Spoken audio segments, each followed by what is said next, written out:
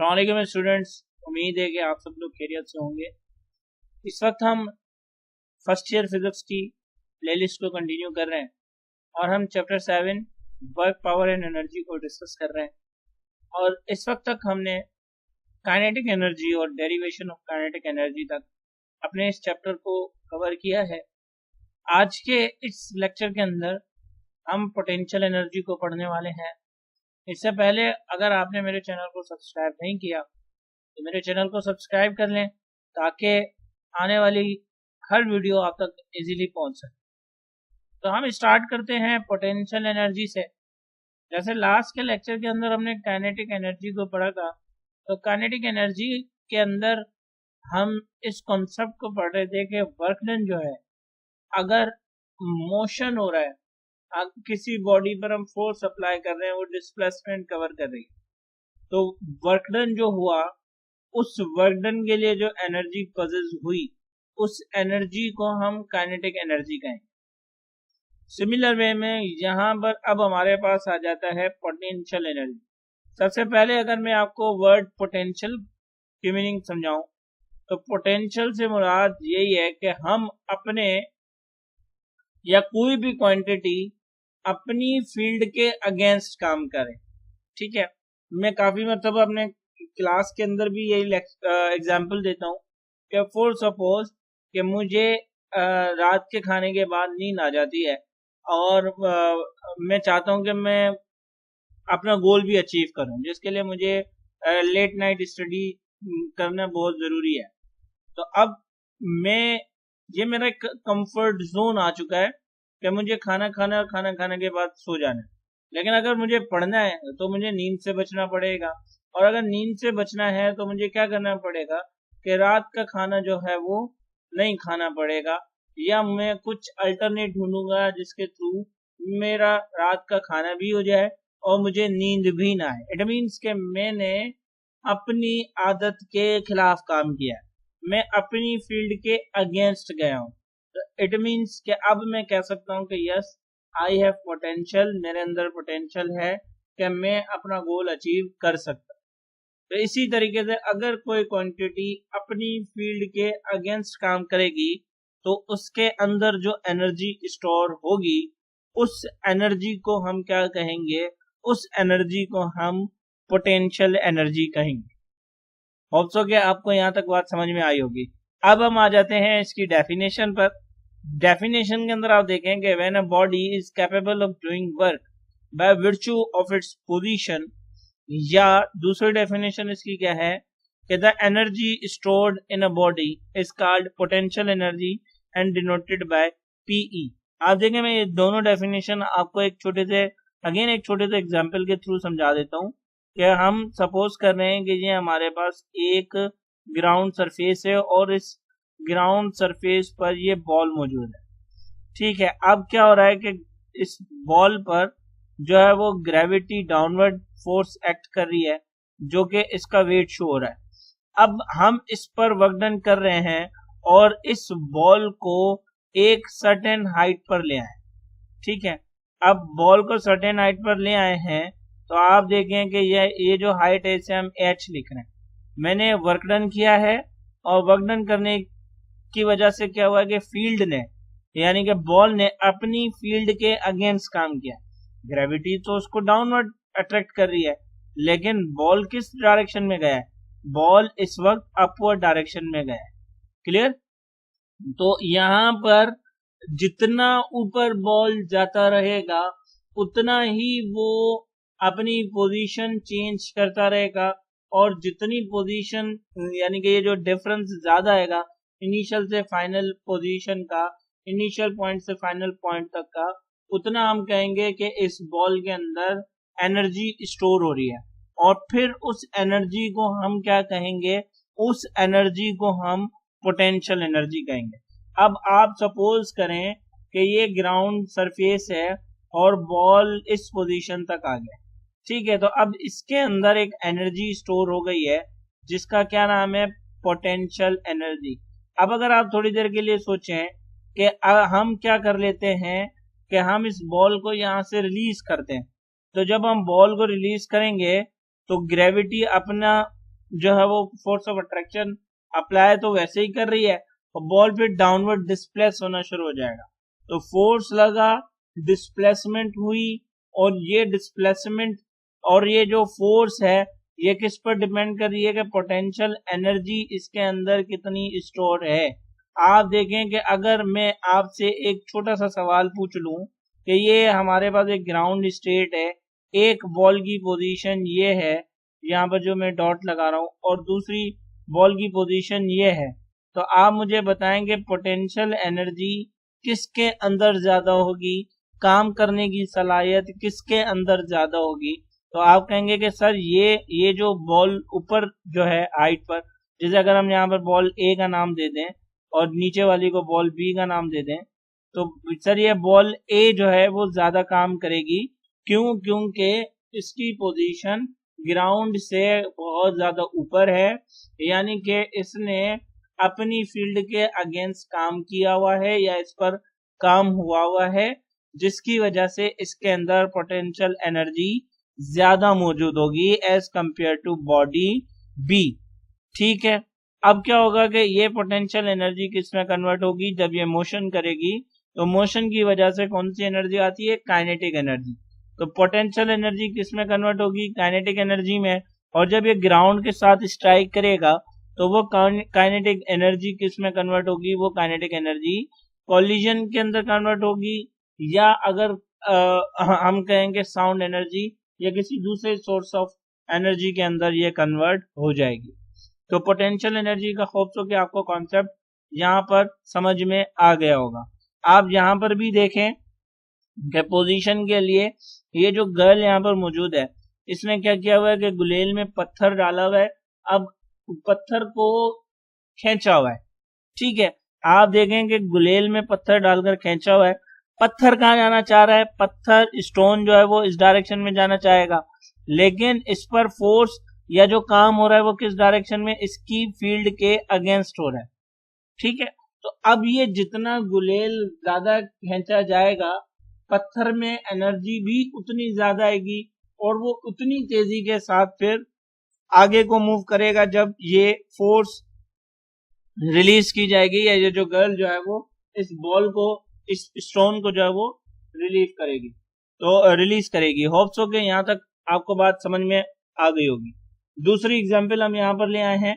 आप देखें कि ग्राउंड स्टेट से इस पर काम करवाकर ऊपर इस स्टेट तक लेके जाया जा रहा है बॉल को, तो बॉल के अंदर एक एनर्जी स्टोर हो रही है और उस एनर्जी को हम इसकी पोटेंशियल एनर्जी कह रहे हैं। फिर जब यहाँ से बॉल रिलीज हो रहा है तो बैकवर्ड डाउनवर्ड आते वक्त वो पोटेंशियल एनर्जी किस में कन्वर्ट हो रही है, वो पोटेंशियल एनर्जी काइनेटिक एनर्जी के अंदर कन्वर्ट हो रही है। अच्छा, यहाँ पर आप देखेंगे जो फोर्स है वो ग्रेविटी की फोर्स है। अब ग्रेविटी की फोर्स तो डाउनवर्ड लग रही है, और हमने जो काम इस पर एक्सटर्नल जो वर्क डन हुआ है हमारी तरफ से, वो इस ग्रेविटी की फील्ड के अगेंस्ट हुआ है। तो इस वजह से ये जो बॉडी है वो कैपेबल ऑफ डूइंग वर्क हुई है, और वो कैपेबल ऑफ डूइंग वर्क किसके विर्चू हो रही है, इट्स पोजीशन के विर्चू हो रही है। ठीक है, तो दोनों डेफिनेशन हम साथों साथ क्लियर कर रहे हैं। तो यहाँ पर इस पोटेंशियल एनर्जी को मैं नाम दे सकता हूं ग्रेविटेशनल पोटेंशियल एनर्जी। यहाँ पर ये जो आ जाएगी, आप इधर नोट डाउन भी कर लीजिएगा, ये कौन सी एनर्जी होगी, ये हो जाएगी ग्रेविटेशनल पोटेंशियल एनर्जी।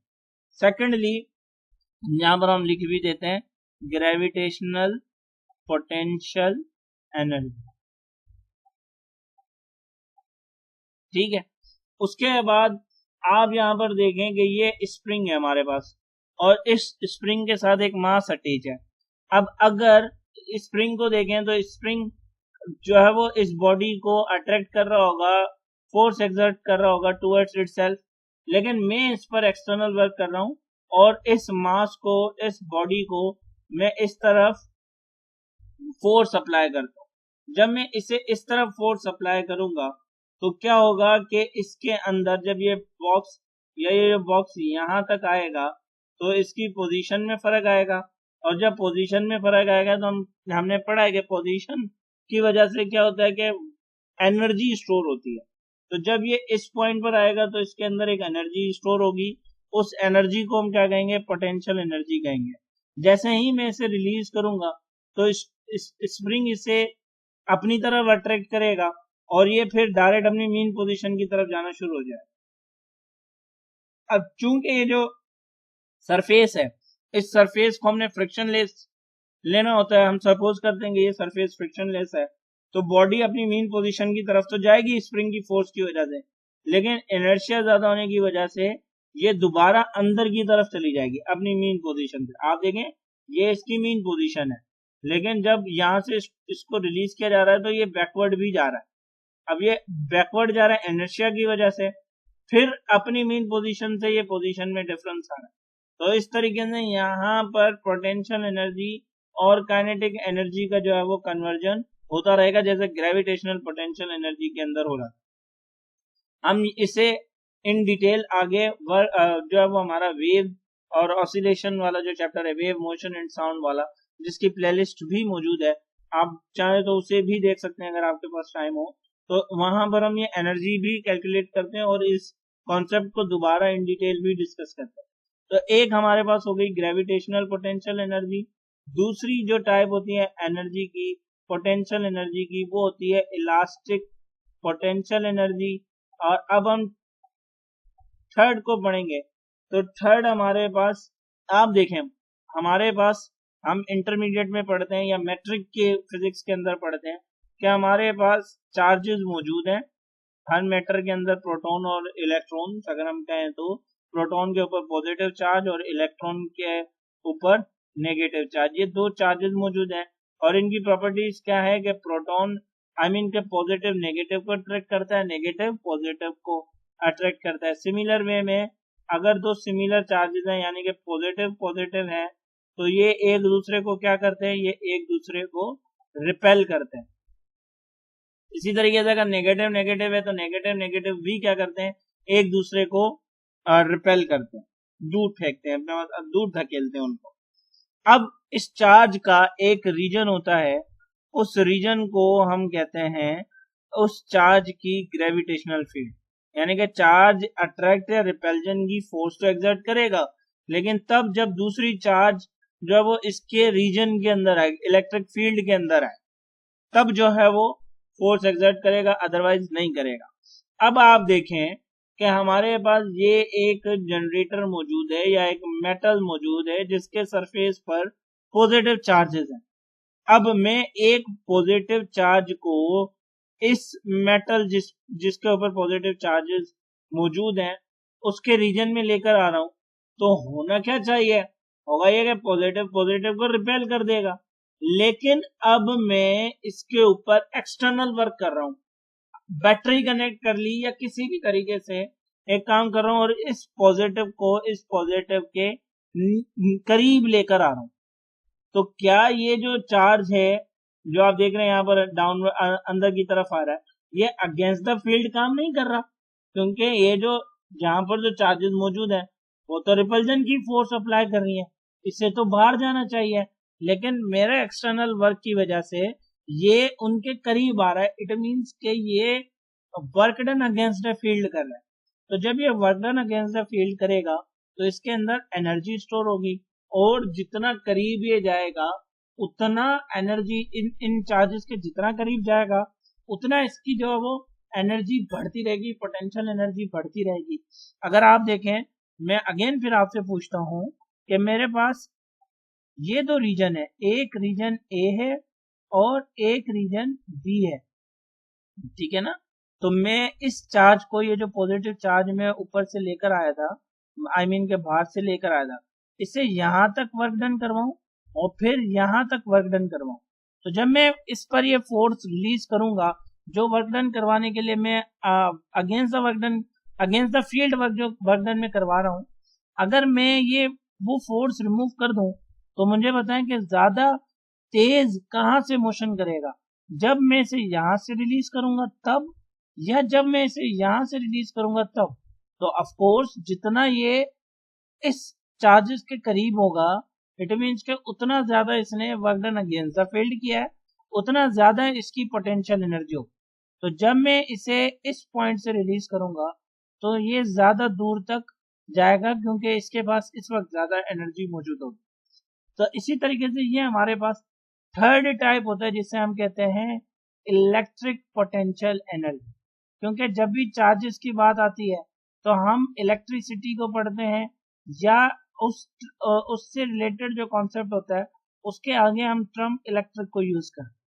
तो यहाँ पर जो एनर्जी प्रोड्यूस हो रही होगी उसे हम इलेक्ट्रिक पोटेंशियल या इलेक्ट्रिक पोटेंशियल एनर्जी कहेंगे।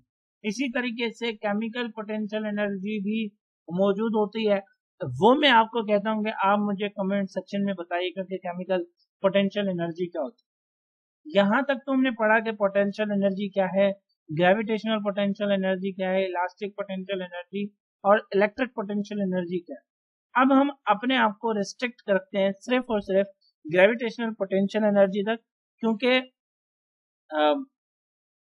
इस इलास्टिक पोटेंशियल एनर्जी को हम चैप्टर नंबर 8 में पढ़ेंगे और इलेक्ट्रिक पोटेंशियल को इन डिटेल हम इंटरमीडिएट के सेकंड चैप्टर के अंदर पढ़ेंगे।